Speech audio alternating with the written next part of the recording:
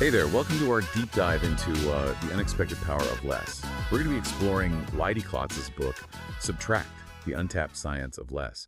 And honestly, it's one of those books that completely shifts how you see the world. Have you ever noticed how, when faced with a problem, our first instinct is almost always to add something? A new gadget, another task on the to-do list, more features on a product. It's like we're hardwired for more. But what if we're missing something crucial? That's exactly what Klotz explores in Subtract. It's not about minimalism. It's about recognizing our ingrained bias towards adding and how that bias might actually be limiting us.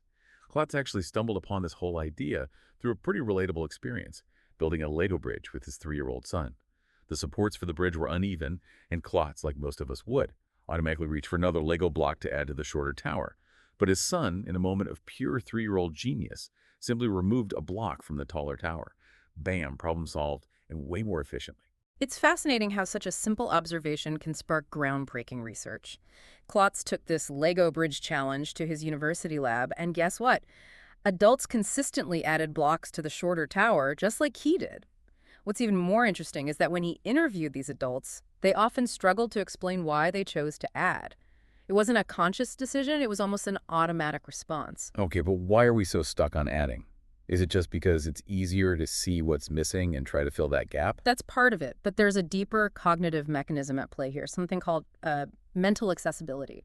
It's basically the idea that the solutions that come to mind most easily are the ones we're most likely to use. And for whatever reason, adding, whether it's blocks, words, or even tasks, just seems to be more mentally accessible to us than subtracting. So it's not that we're intentionally ignoring subtraction.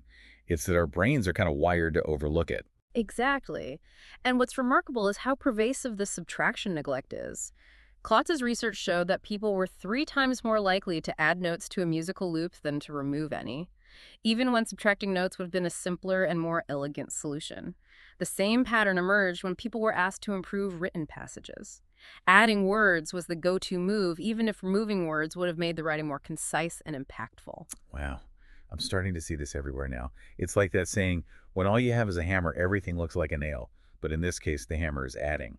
And we're just constantly hammering away at problems, even when a little subtraction might be the better tool.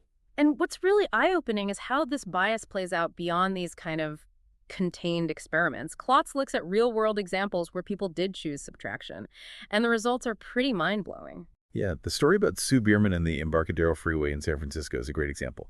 For those who don't know, the Embarcadero Freeway was this massive elevated highway that cut right through the heart of San Francisco's waterfront. It was noisy, it blocked views, and it created this huge barrier between the city and the bay. Bierman, a community activist, saw this and thought, what if we just got rid of it? A lot of people thought she was crazy at the time, but she fought tirelessly for years, and eventually they tore the freeway down. And the impact was profound. Removing the freeway completely revitalized the waterfront. It's now one of the most vibrant and beloved public spaces in the city. It's a stunning example of how subtracting something that seemed essential, a major freeway, actually created something far more valuable. It's like that quote, sometimes you have to lose something to gain something better. And then there's the story of Leo Robinson, the dock worker who refused to unload cargo from apartheid South Africa. This one act of defiance, this subtraction, had ripple effects far beyond what he could have imagined. It's a powerful testament to the idea that even seemingly small acts of subtraction can spark significant change. Robinson's refusal to unload the cargo became a symbol of resistance, a catalyst for a much larger movement. It inspired others to divest from South Africa, putting economic pressure on the apartheid regime, and ultimately contributing to its downfall. It makes you realize that subtraction isn't just about getting rid of things. It's about taking a stand, about making a conscious choice to not participate in systems that you believe are harmful. And speaking of challenging the status quo, the book also talks about Elinor Ostrom, the Nobel Prize-winning economist who basically turned the whole tragedy of the commons theory on its head. This theory, which was widely accepted for decades, argued that shared resources are inevitably doomed to be overexploited, because people are inherently selfish and will always take more than their fair share. But Ostrom, through her meticulous research, showed that this isn't always the case. What's so remarkable about Ostrom's work is that it provides a counter-narrative to this deeply ingrained idea that human nature is inherently flawed and that we need top-down control to manage resources effectively. She demonstrates through numerous real-world examples that communities can successfully manage shared resources without overexploitation, without tragedy, But how did she do that? Did she come up with some new complex system to regulate these resources? Actually, it was quite the opposite. Ostrom found that successful resource management often involved simplifying rules, reducing bureaucracy, and empowering local communities to make decisions about how best to use and protect their shared resources. It's a powerful example of how subtracting unnecessary complexity and control can lead to more sustainable and equitable outcomes. It's like she subtracted the theory itself, the assumption that we're all just greedy individuals out for ourselves. And by doing that, she opened up this whole new way of thinking about how we can manage our shared world.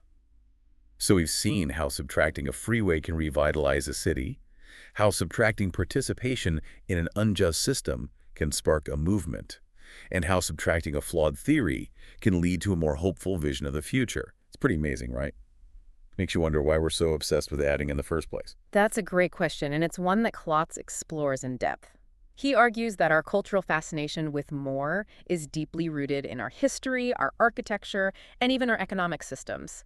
It's a fascinating exploration of how we got to this point where more is almost synonymous with progress. Okay, I'm definitely intrigued. Let's unpack that a little more. It's easy to think of more as a modern obsession, but Klotz traces it back to ancient civilizations and their monumental architecture. Yeah, I'm curious about that. What's the connection between ancient pyramids and our modern-day more is better mindset?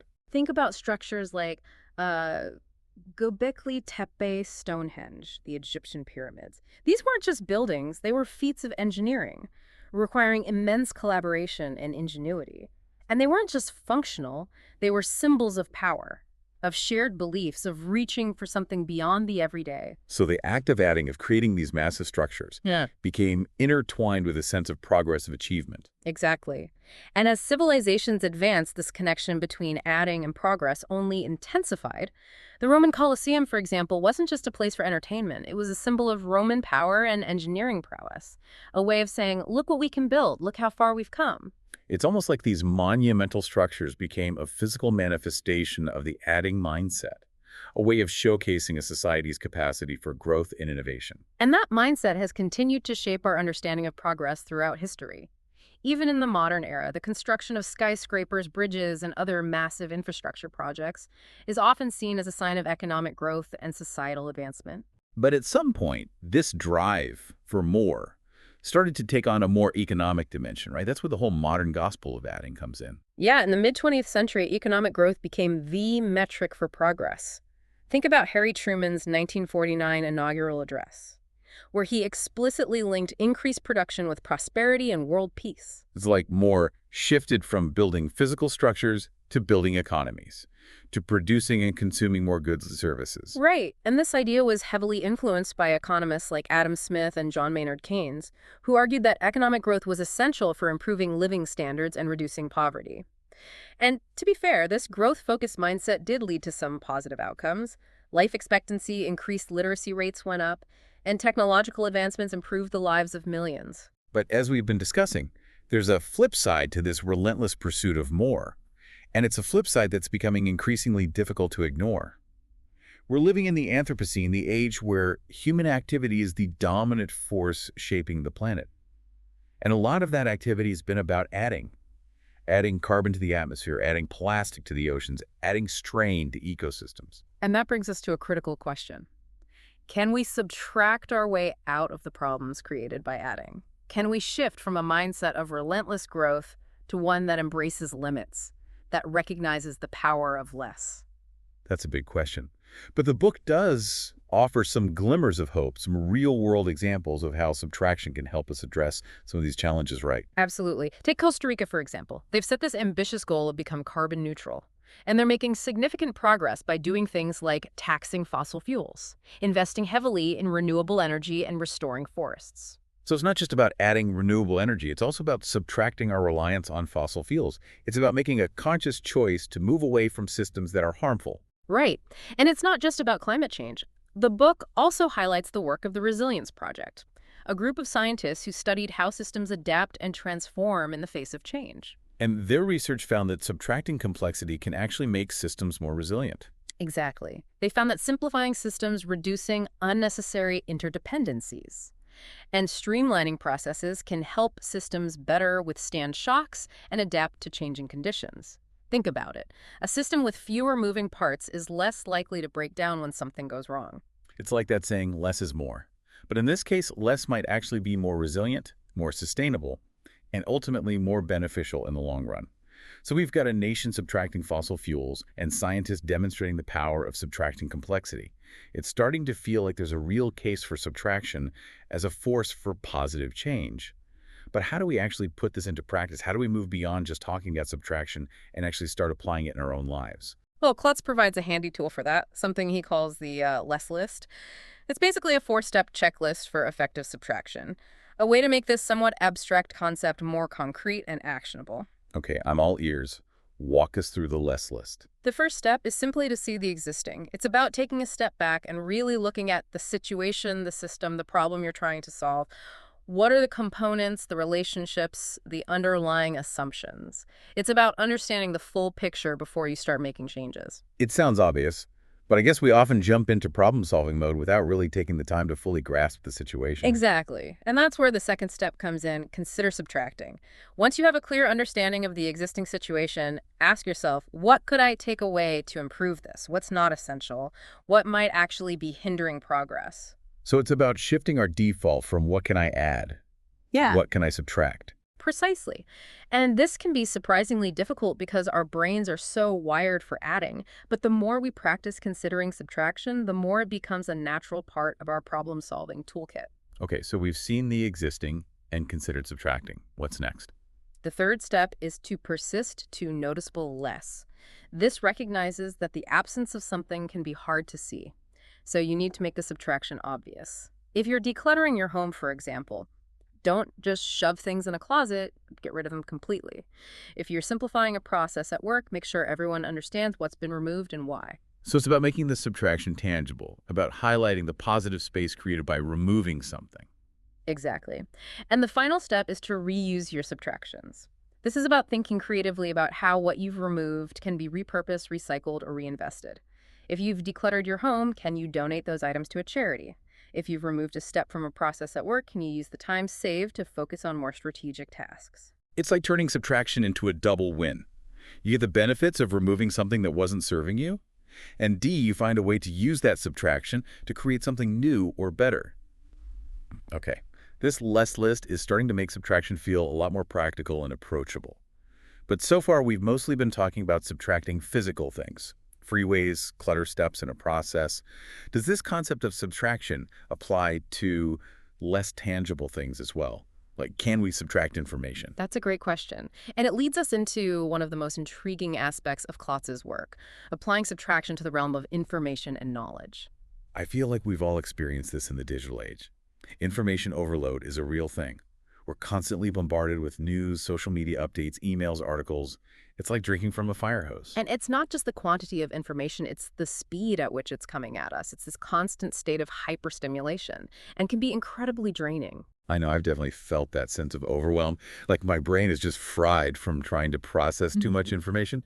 But is it really possible to subtract information? It's not like we can just close our eyes and pretend the digital world doesn't exist. Well, of course not. But we can be more intentional about what we let into our mental space.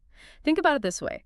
Just like too much physical clutter can create a sense of chaos and stress, too much mental clutter can lead to cognitive fatigue and make it difficult to focus or make good decisions. So it's like we need to declutter our minds just like we might declutter our homes. Exactly.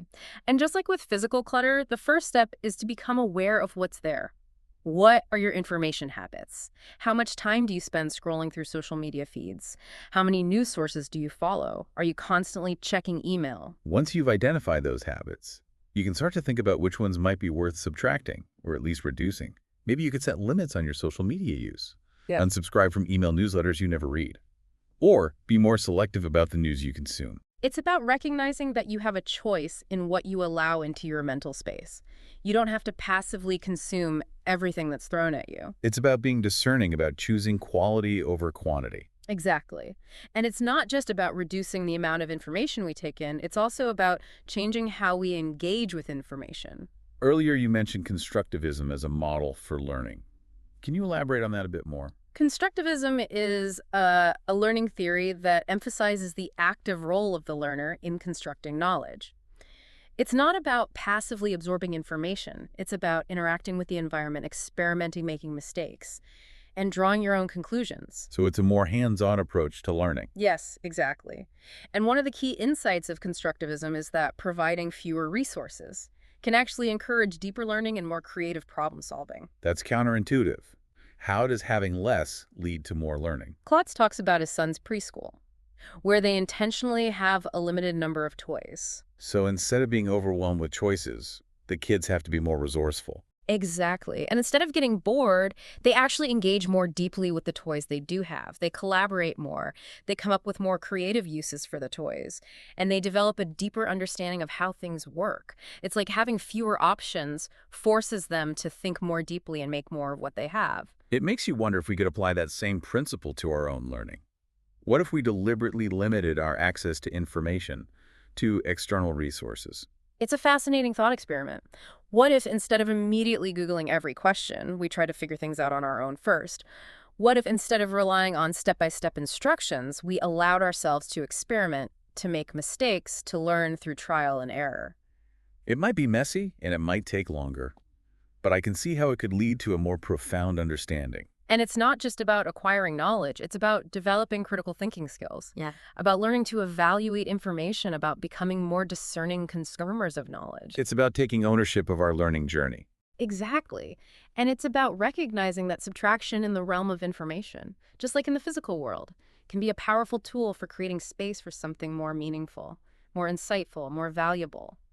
So as we wrap up our deep dive into subtract, I think the key takeaway here is that it's not about doing less or having less.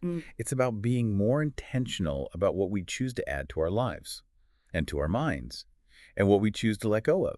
It's about recognizing that subtraction isn't about deprivation. It's about creating space for something better, whether that's a more vibrant waterfront, a more just society, a more resilient system, or a more focused and engaged mind. And I think that's a pretty powerful idea to leave our listeners with. Yeah. As you go about your day, ask yourself, what one thing could you subtract from your life, from your schedule, from your possessions, from your mental diet, that would create space for something more meaningful? It might be a small subtraction or it might be a big one, but the act of letting go, of choosing less, can open up possibilities you never even imagined.